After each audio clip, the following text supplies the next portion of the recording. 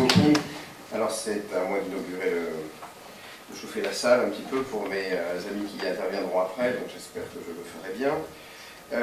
Et dans le délai imparti pour ne pas mettre tout le monde en retard. Donc, alors j'ai beaucoup de chance aujourd'hui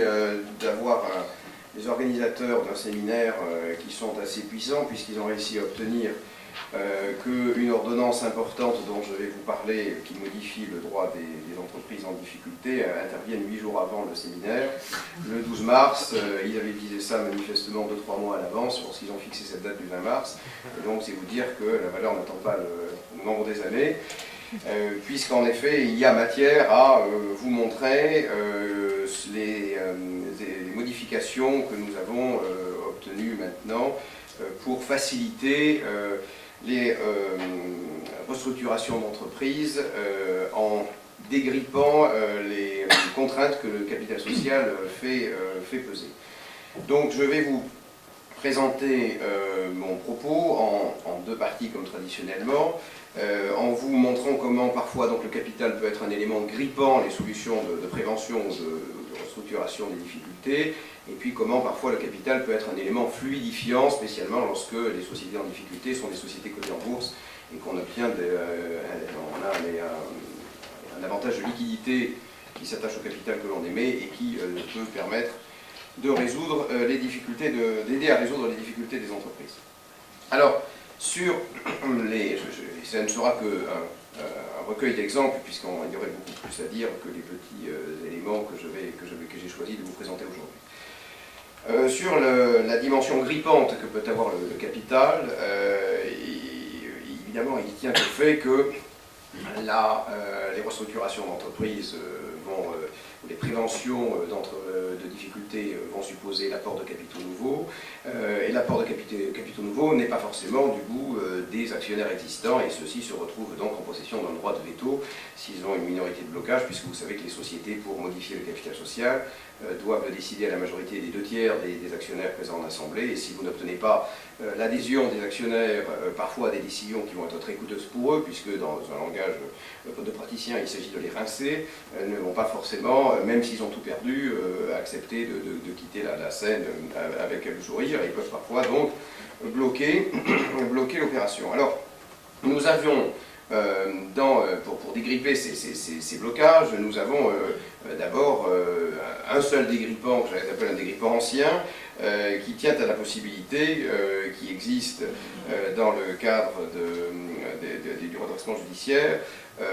dans la possibilité que l'on a d'exercer les droits de vote par voie de justice qui s'attachent aux actions des dirigeants de société. Donc ça c'est le texte dont on dispose jusqu'à présent, jusqu'à l'intervention de l'ordonnance dont je vais parler tout à l'heure. Et c'est un texte que vous trouvez à l'article 631-19.1 du Code de commerce qui prévoit que le tribunal, en plus de prononcer l'incessibilité des actions des dirigeants, peut décider que le droit de vote qui est attaché à ces actions sera exercé par un mandataire de justice désigné à cet effet. Donc ça c'est un élément qui pourrait être intéressant lorsque la décision qu'il s'agit d'obtenir en assemblée d'actionnaires est bloquée par les actions des dirigeants. Il faut que, pour qu'on puisse se servir de cet outil, qu'on se trouve dans une situation qui n'est pas forcément fréquente, que les dirigeants aient une minorité de blocage et qu'on puisse ainsi les exproprier, parce que c'est un peu ça dont il s'agit, de la jouissance de leur droit de vote pour une durée temporaire. Alors, il faut voir que ce texte a parfois été envisagé pour aller un peu au-delà, en essayant d'aller toucher l'actionnaire, lorsque l'actionnaire n'était pas dirigeant de droit, mais avait donc un pouvoir de blocage important sur la décision de l'Assemblée extraordinaire,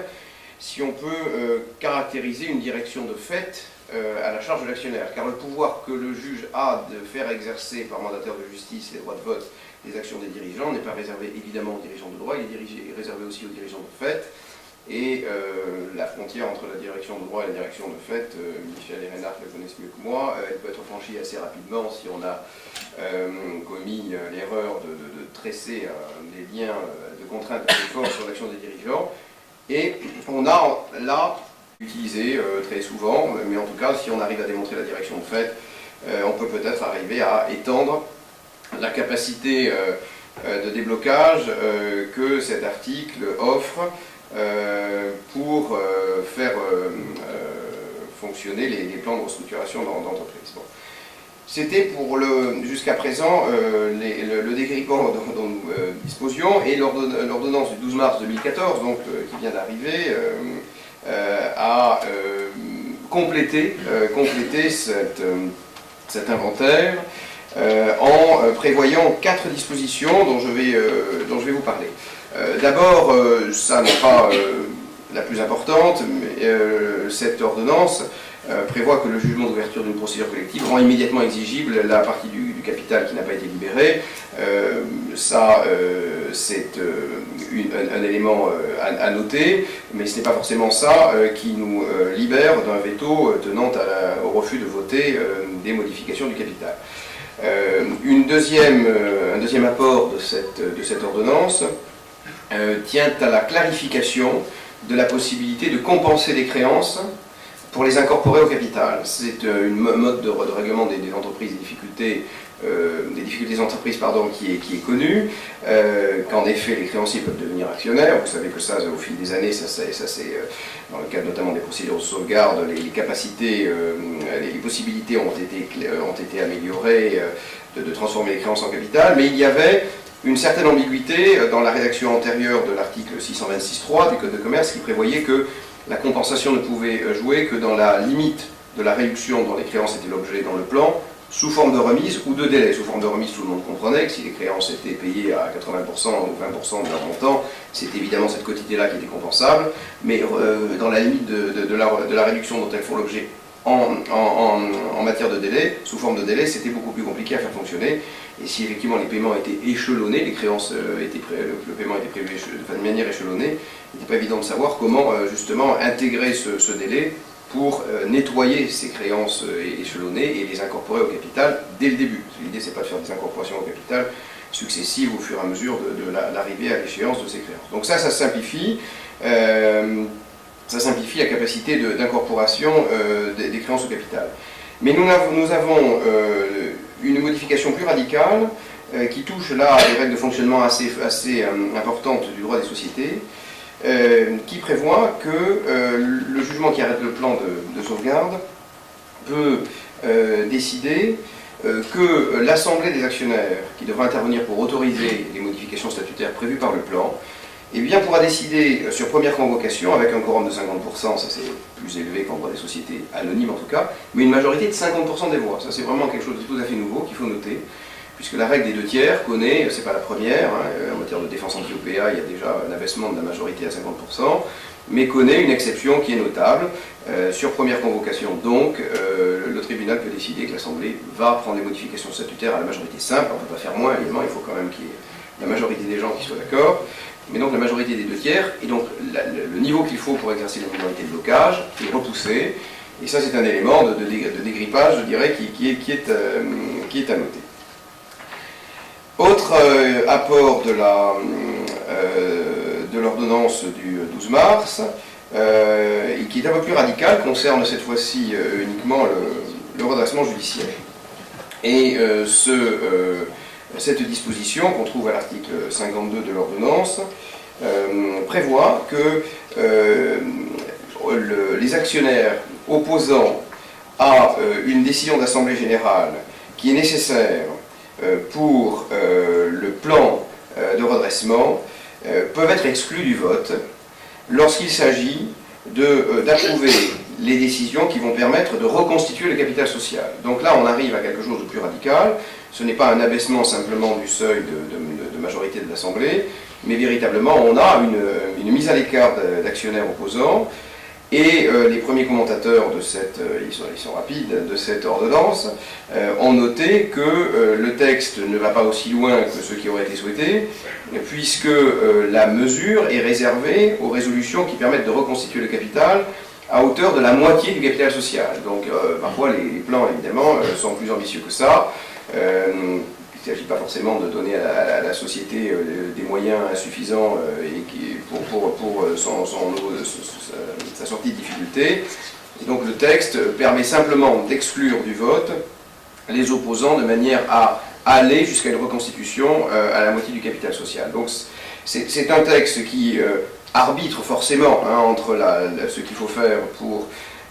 sauver les entreprises et puis la protection du droit de propriété quand même, puisque là on touche à quelque chose d'assez puissant.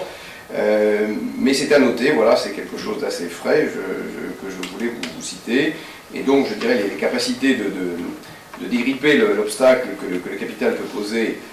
sur les restructurations, les préventions de difficultés d'entreprise, eh bien, se sont enrichis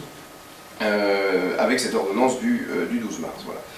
Alors, en deuxième partie de propos, je voulais vous montrer comment parfois le capital peut être un élément fluidifiant permettant de faciliter les schémas de prévention ou de résorption des difficultés d'entreprise. Parce que lorsque ce capital est coté en bourse et que les titres de la société en difficulté sont liquides, eh bien on peut faire des choses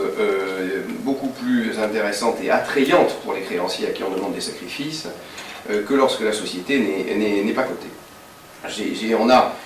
plusieurs cas, le cas de Thomson notamment est important, le cas que je connais un peu mieux, plus ancien, mais les techniques sont inchangées, un cas qui s'appelle Penaud de 2005, où vous avez eu des schémas sur lesquels je voulais revenir rapidement ce matin, pour montrer ce qu'on peut faire avec un peu d'ingénierie en profitant du fait que les titres sont cotés en bourse. Dans les schémas de restructuration, lorsque vous allez demander aux créanciers de réaliser un sacrifice, évidemment, l'abandon de créance est une solution qui, si elle est réalisée directement, peut conduire à une déperdition de valeur du gain par l'apparition d'un profit taxable. Et donc, on peut imaginer des schémas dans lesquels on demande aux créanciers d'incorporer leur créance au capital, puisque maintenant, surtout quand on est en mesure, je dirais, en phase préventive, même si une société est en difficulté, vous savez qu'on peut compenser les créances pour la totalité de leur valeur nominale, alors même que si on essayait d'obtenir le recouvrement, on n'en obtiendrait pas beaucoup, mais on a la possibilité dans la compensation d'éteindre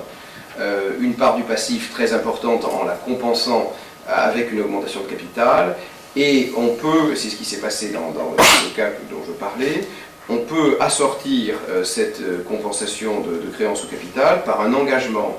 des banques de mettre leurs actions nouvelles à la disposition des actionnaires à un prix décoté.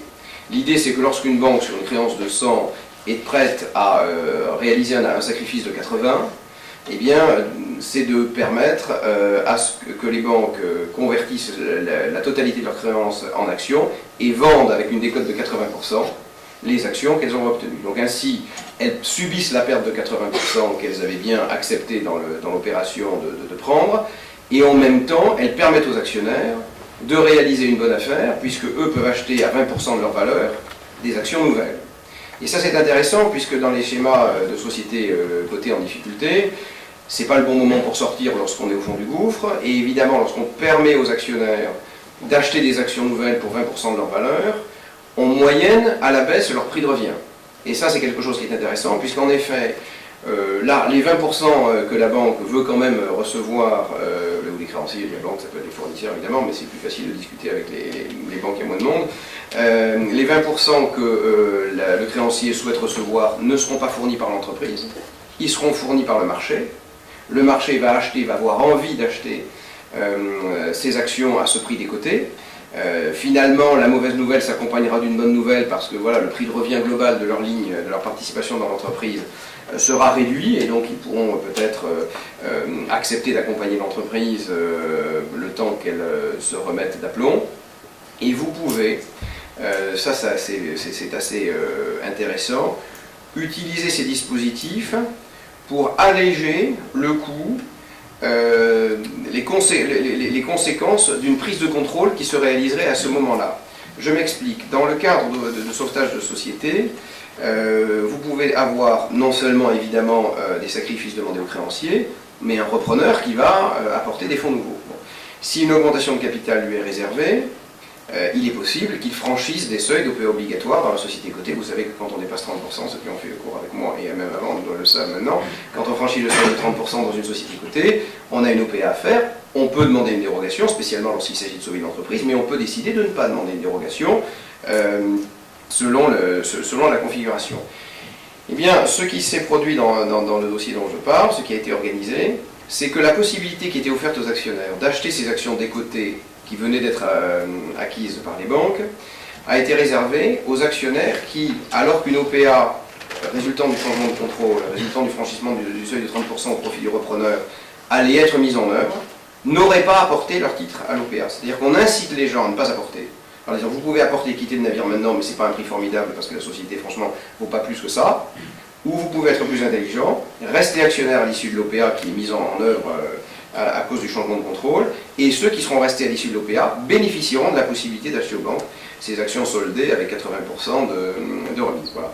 Et donc c'est ce qui s'est fait dans le cas dont je parle, et qui peut se faire demain si on décide, hein, ça fait partie des techniques qui sont disponibles sur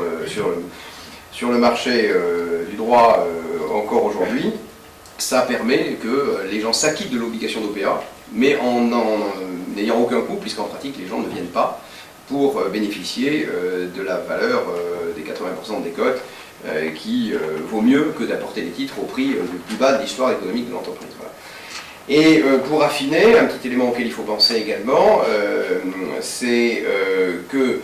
si on fait ce genre d'opération, les banques, les créanciers peuvent avoir une petite difficulté à l'accepter, c'est que techniquement, elles peuvent être vues comme ceux qui vendent ces actions, les fameuses actions qu'on vend à 20%, celles qui en font la vente au public, celles qui en font une offre au public.